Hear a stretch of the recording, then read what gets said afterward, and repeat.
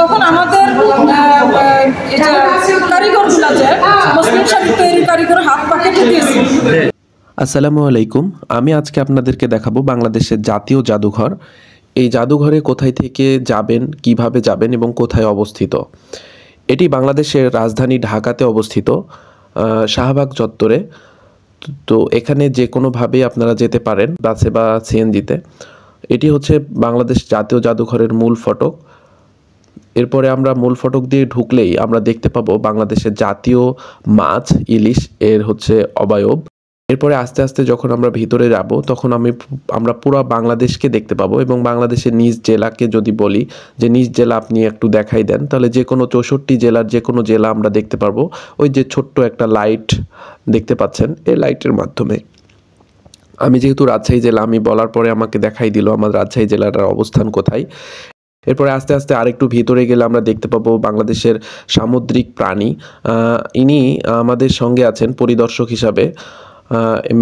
ম্যামের নাম হচ্ছে মোসাম্মদ জান্নাতুন্নেসা। তিনি আমাদেরকে দেখাচ্ছেন এই যে করাত মাছ, এটি একটি আস্ত করাত মাছ। তারপরে আমরা দেখতে পাবো অজগর সাপ, তারপর গুই সাপ, তারপরে আমরা দেখতে পাবো হচ্ছে যে অজগরের চামড়া। এছাড়াও আমরা আরও কিছু দেখতে পাবো, যেমন হচ্ছে কালনাগিনী। আমরা অনেক সময় বলি যে কালনাগি সাপটাও আমরা এখানে দেখতে পাবো। ঠিক আছে, দেখেন কালনাগিনী সাপ এই যে গাছের উপরে, যেটাকে উড়ুক্ষু সাপ নামেও আমরা অনেকে চিনি, এই সাপটা আমরা দেখতে পাবো। এরপরে আস্তে আস্তে যখন ভিতরে যাব তখন আরেকটা সামুদ্রিক প্রাণী আমরা দেখতে পাবো। এটাকে অনেকে চিনেন। দেখেন এই যে এত বড় প্রাণী, এই প্রাণী হচ্ছে তিমি মাছ। দেওয়া যে ভেঙে চলে গেছে সংগ্রহ করে মাটির নিচে চাপা ছিল। এত মূল্যবান পাথরের উপরে যে কাজ করা, কি পরিমাণ কাজ, লেখাটা স্বর্ণরূপা দিয়ে প্রচুর দাম। ভিডিওর পুরোটা সময় মিলেই আমাদের সাথে থাকছেন পরিদর্শক ম্যাডাম। তিনি সব কিছু বিষয় আমাদেরকে বুঝিয়ে দিবেন। এখন দেখতে পাচ্ছেন এই যে বাংলা শিলালিপি, আমরা অনেক সময় বলি যে ব্রাহ্মলিপি, শিলালিপিটা হচ্ছে পাথরের উপরে খোদাই করা, আর ব্রাহ্মলিপিটা যেটা হচ্ছে বাংলা ভাষার। আশ্চর্য মনে হয় এখানে স্বর্ণরূপা দিয়ে কাজ করা, সাইডে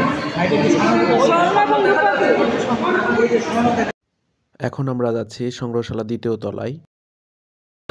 অতীতকালে তো রাজাবাদশারা যুদ্ধ করতো সরাসরি, যে সরাসরি যুদ্ধ করতো যে ঘোড়ায় করে, সেই অস্ত্রগুলো এগুলা আসলে ওরা রাজা তখন কিন্তু এইভাবে ঘোড়ায় করে সামনাসামনি যুদ্ধ করতো, আর ওই অবস্থায় তাকে মেরে ফেলতো, রাজত্ব দখল করতো, তাই না? তখন এই অস্ত্রগুলোই তাদের সমস্ত অস্ত্র। এই যে আপনি দেখেন এক একটা অস্ত্র আমাদের জাদুঘরের একটা শাখা। হ্যাঁ, এটা কিন্তু পুরান ঢাকার এই যে নবাবপুর বাড়ি, নবাবদের বাড়ি। এই নবাবদের বাড়িটা এটা হচ্ছে এখন আমাদের আহসান মঞ্জিল, আমাদের জাদুঘর। এগুলো রাজা বাদশাদের ব্যবহৃত। তো আমাদের দেশ যখন ব্রিটিশরা শাসন শোষণ করতো তখন এই যে কিছু কিছু রয়ে গেছে, ওরা তো যাওয়ার পথে সব আর নিতে পারে নাই। এই যে ওদের যে আমাদের বাসায় একটা আছে, আধুনিক যুগে চলে আসলাম। হ্যাঁ, আধুনিক যুগ কিন্তু আজকে থেকে অনেক বছর আগের। এটা ব্রিটিশদের, এই তিনটা প্লেটই ব্রিটিশদের। এটা হচ্ছে অতীতের বাদ্যযন্ত্র, এটা হচ্ছে গ্রামোফোন। গ্রামোফোন বা কলের গান। ওই যে ঘুরাইতো রেকর্ড, ওই যে এখানে আর ওটা ঘুরাইলে রেকর্ড বাজতো। এটা ব্রিটিশ পিরিয়ডের। আর ওই শাড়িটা আমি এসে দেখছি, আমি 8-এ ঢুকছি, বুঝছেন, 2008-এ এখানে ঢুকছি। 17 বছর পার হয়ে 18-তে পা দিচ্ছি। ওই সময় আমি ওই শাড়িটা এসে দেখছি। এখন আর নাই, এখন আছে বলতে একেবারে খুলে গেছে। এটা পাগড়ি, মুসলিম পাগড়ি, মুসলিম শাড়ি। নকশিকাঁথাকে একদিন রাজশাহী, একসময় রাজশাহী বিখ্যাত ছিল নকশিকাঁথা। এই যে রাজাদের যে দরজা, হাত বানানো থেকে দরজা, সিন্দুক, তারপরে আপনার ওইটা হচ্ছে আপনার ওই কি বলে ড্রেসিং রুম। ওই যে ওটা হচ্ছে ড্রেসিং রুম, ওই পাশে। খাট না, খাট বলা হয় না, এটা পালং বলা হয়। পালং বলা হয়, এত কারুকার্যটাকে পালং বলা হয়। এই যে হচ্ছে টাঙ্গাইলের, হ্যাঁ, রাজা বাদশারা, টাঙ্গাইলের। আর এটা হচ্ছে ওই যে আপনার বিয়ের যে পালকি, এটা হচ্ছে পালকি। এই পালকি দিয়ে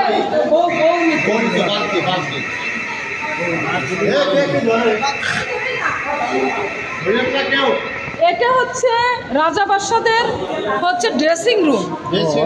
এই যে এটা হচ্ছে পাথর, মার্বেল পাথর।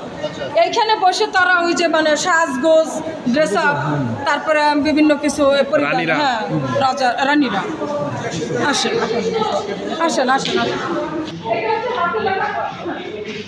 না না, এটা হচ্ছে একটা কালেমা, না না সার্টিফিকেট। এই যে ইমান আলেমদের মাওলানাদের সময় যে মুক্তিযোদ্ধাদের কিভাবে মেরেছে, নির্যাতন করে। এটা হচ্ছে আপনার এই দিয়ে সিমেন্ট দিয়ে তৈরি। দেখছেন শিল্পী কিভাবে তৈরি করছে? শিল্পী এটা সিমেন্ট বালি দিয়ে তৈরি। যেভাবে কিন্তু টর্চারিং করে মারত।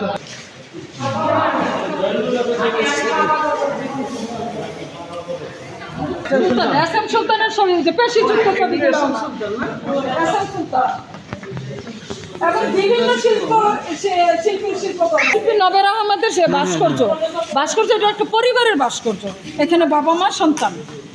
শিল্পীদের যে কোনো শিল্পকর্ম তো বিখ্যাত, তাই না? বিখ্যাত শিল্পীদের এটা কিন্তু একটা পরিবার, বাবা মা সন্তান। নবাবটা ছিলেন সিরাজউদ্দৌলার কে মামার ছিল ওই যে লর্ড ক্লাইভ ছিল না, আমার তার খালা কি ষড়যন্ত্র করে কি করেছিল, ইংরেজদের সাথে ষড়যন্ত্র করে তাকে মানে এটা হচ্ছে আমার শিক্ষার জন্য জাদুঘর 23 সালে আপনার পাইছে।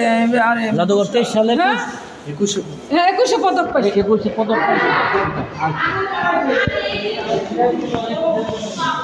ভিডিওটি ভালো লাগলে অবশ্যই শেয়ার দিয়ে টাইম লাইনে রেখে। এই যে মাথা, আমাদের মাথা কিন্তু এদিকে ফাটা এদিকে ফাটা। এই যে এগুলো এগুলো দার্শনিকদের সেই রায়ের বাজার বদ্ধভূমি থেকে সংগ্রহ করা। কোনটা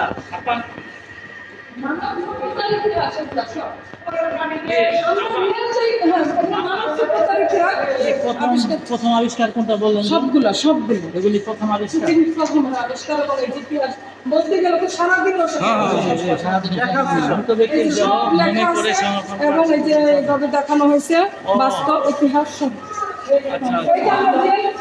এগুলো সব কিন্তু ইতিহাস 1971 সালে যে এই কঙ্কালটা সংগ্রহ করা হয়েছে। এটা আপু এটা কিসের কঙ্কাল? নারীর কঙ্কাল। নারীর। এখন যে মুকুট এবং হচ্ছে মূর্তি দেখতে পাচ্ছেন, এইটি হচ্ছে সোনার দিয়ে মণ্ডিত এবং সোনার মুকুট। তো এতক্ষণ যে বিষয়গুলো দেখলেন আসলেই আশা করি যে আপনাদের উপকারে আসবে। এটি কুইজ, কত সালে বাংলাদেশের জাতীয় জাদুঘর মর্যাদা লাভ করে?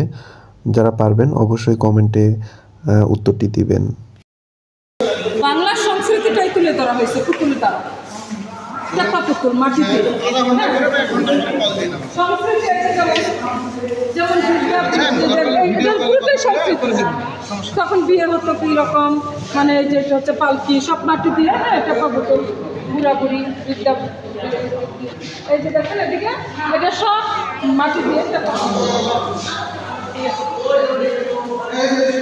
তখনকার দিনে এই যে ঘটক বুড়ারা কিভাবে মানে হাঁটতো, ওই যে মায়েরা বাতাস করতো, তখন কাঁথা সিলাইতো, তারপর দাদির কাছে নাতিনরা কিভাবে মানে সেই গল্প শুনতো বাচ্চাদের। সকলকে অসংখ্য ধন্যবাদ এতক্ষণ ধৈর্য সহকারে ভিডিওটি দেখার জন্য। ভিডিও সম্পর্কে কোনো মতামত বা জানার ইচ্ছা থাকলে অবশ্যই কমেন্ট করবেন।